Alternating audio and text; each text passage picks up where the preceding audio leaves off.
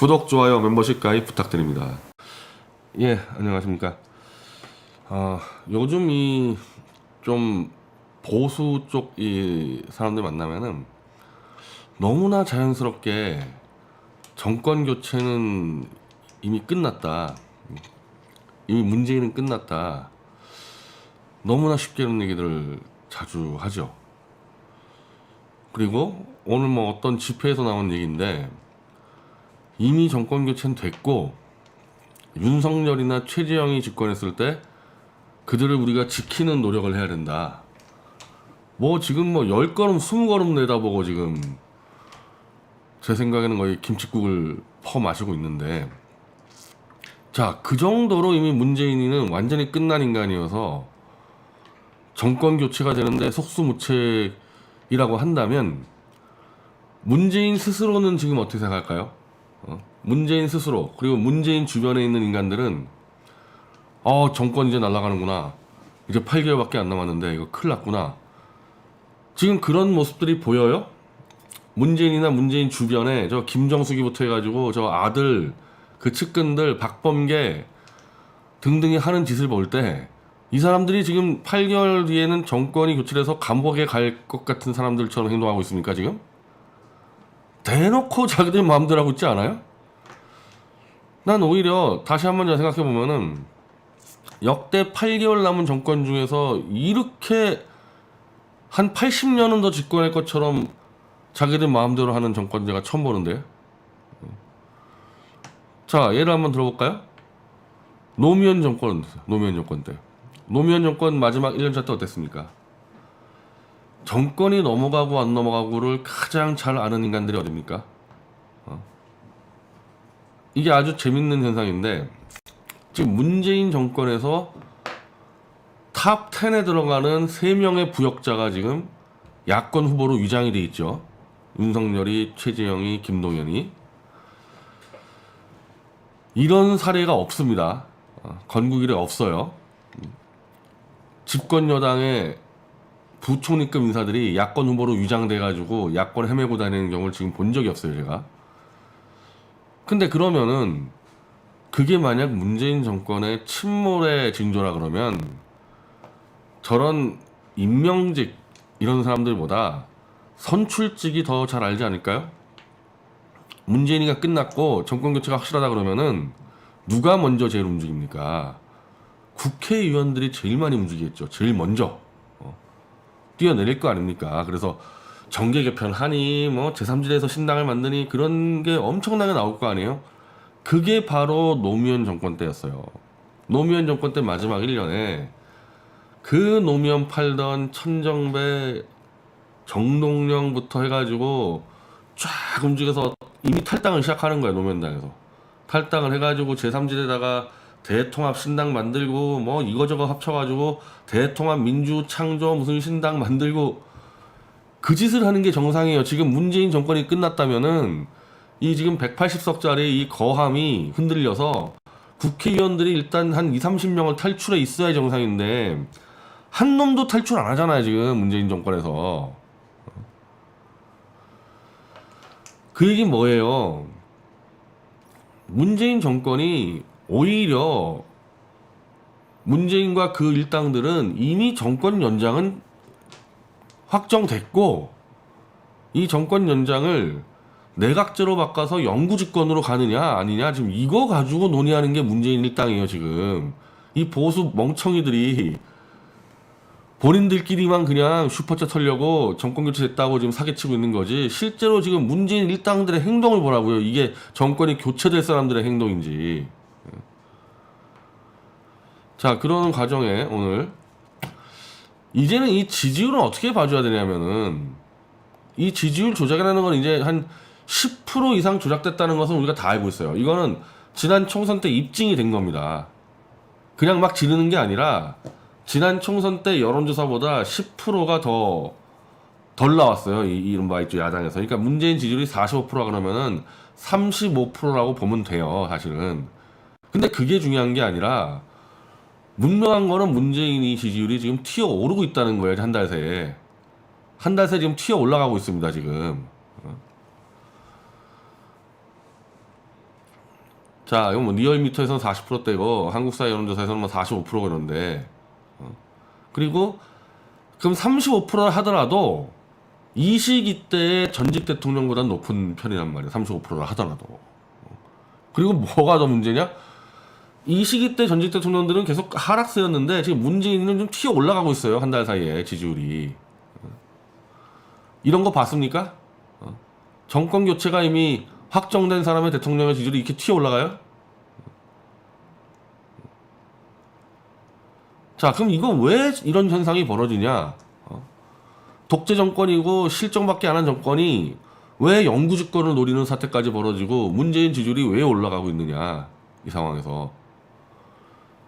코로나 얘기를 대고 있는데 코로나는 그 다음번이고 코로나 갖고 쓸 수 있는 수단이 하나 문재인이가 들고 있었다는 얘기지 원천적으로는 그 문제는 아니에요. 왜냐하면 이 정치가 상대가 있는 게임인데 상대가 어떻게 하나 따라 가지고 문재인이 달라지는데 이 상대들이 다 포섭되거나 투항이 된 거예요. 문재인이한테. 그래서 이런 사태가 벌어지는 겁니다. 자, 말년의 대통령의 지지율을 누가 끌어내립니까? 임기 말년에 대통령 지지율을 끌어당기는 거는 야당의 지도부가 끌어내리는 거예요. 왜냐면 언론의 스포트라이트가 이제 집권 말에 가면은 야당 쪽으로 확 붙이거든요. 그럼 야당에 있는 대권 주자들과 야당의 당대표가 하루 종일 집권 여당을 치면서 이 집권 여당의 대통령 지지율을 끌어내려가지고 대선판을 잡아가는 거거든요. 그렇게 되면은 여권의 이 대권 주자들도 문재인하고 이제 거리를 둬야 되기 때문에 같이 이제 대통령을 쳐서 이 대통령이 끝나는 거예요. 그게 예전에 노무현 때 이제 그런 현상이 벌어졌고, 뭐 사실은 뭐 김대중 때나 뭐 이명박 때나 다 마찬가지였죠, 사실은. 근데 지금 대부분의 대통령, 문재인보다 그래도 그릇이 더 큰 대통령들이 겪었던 그런 일을 유독 문재인만 지금 겪고 있지 않고 있다. 문재인만. 제일 못난 자가, 제일 못나고 제일 멍청하고 제일 악한 자가 전직 대통령들인 노무현, 이명박, 박근혜 대통령들이 겪었던 일을 문재인만 겪지 않고 있다. 이게 지금 코로나 때문입니까? 이게 단순히?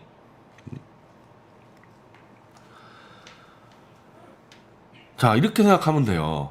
지금 야당의 야권 핵심 주자가 누구죠? 야권 핵심 주자가 누구죠? 윤석열이하고 밑바닥이지만은 보수파리와 조중동이 지금 엄청 뛰고 있는 최재형이죠. 최재형 이자의 지지율은 상관이 없어요. 지금 스포트라이트가 최재형에 가고 있잖아요. 윤석열이가 지금 지지율 뭐 1, 2등 다니고 지금 뭐 추락하고 있지만은 그리고 야당 당대표가 누구죠? 이준석이죠. 그럼 임기 말에 야당 당대표인 이준석과 유력 주자인 윤석열, 조중동과 보수파리들이 띄우는 최재형 이쪽에서 문재인에게 융단 폭격이 들어가는 게 정상입니다. 김대중 말년에 누가 김대중을 끌어내렸습니까? 지지율을. 이해창 씨가 입만 열면 김대중 밟아가지고 김대중은 아예 말년에는 하지도 못했어 아무것도. 이해창한테 잡혀가지고. 노무현은 그 당시에 이명박 박근혜 대통령이 대선을 완전히 다 주도해가지고 노무현 뭐 기도 못 폈죠. 이명박이는 문재인 박근혜 대통령이 다 정리해버린 거 아닙니까? 그러면 지금 정권 교체하겠다는 야권 대선 주자인 윤석열, 최재형, 야권의 당대표인 이준석이가 지금 문재인 대해서 최근 한 달 동안에 깐 거 하나라도 있어요? 문재인의 실정에 대해서 얘기한 거 지금까지 한 건이나 있습니까? 일단은 이준석 취임한 뒤로 이 코로나 사기부터 해가지고 지금 문재인이 무슨 뭐 소상공인 치는 거부터 해가지고 단 한 건도 문재인을 비판하는 게 없을걸요? 내가 본 기억이 없는데 이준석 빠져서 한번 가져와 보세요. 문재인을 때린 거 있으면. 없어. 있었으면 제가 못 받을 리가 없죠.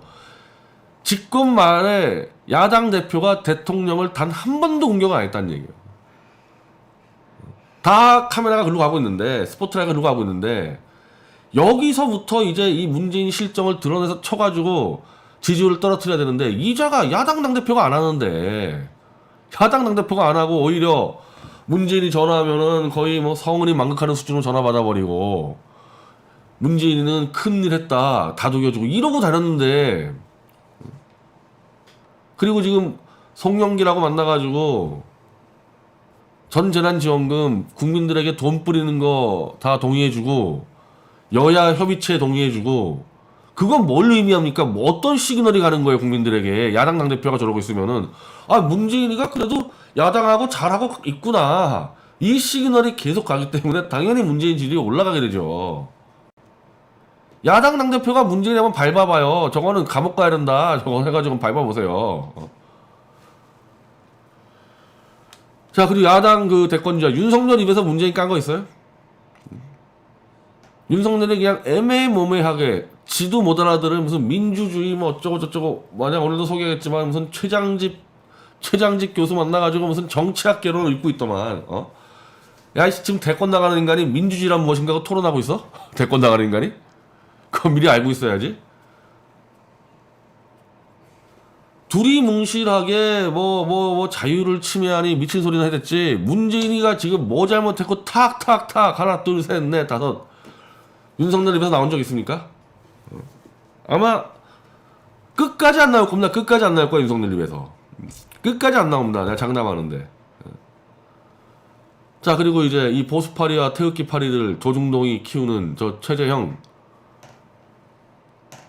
지금까지야 뭐 뒤에 있다 치고 지금까지 저자가 지금 보여준 행태로 봤을 때 문재인에 대해서 깔 것 같습니까? 안 깔 것 같습니까? 저자가 문재인에게 했던 마지막 말은 임기를 못 채워서 송구스럽습니다 대통령님 이게 다예요. 최재형이 문재인 까겠어요 그래가지고? 그러면 문재인 정권을 교체하겠다는 대권 주자와 당대표가 안 까는데 문재인이가 왜 무너져요? 그리고 그래가지고 정권 교체 어떻게 합니까? 정권 교체 어떻게 하겠다는 거예요 그래가지고. 지금 이낙연 이제 하나하나 볼까요?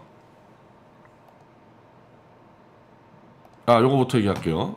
제가 이 고화성 씨 제가 자주 소개하는데 바로 지금 이 보수파리들이 딱 이 상태란 말, 이 정신 상태라는 거예요. 윤석열이든 최재형이든 쥐만 잘 잡아라.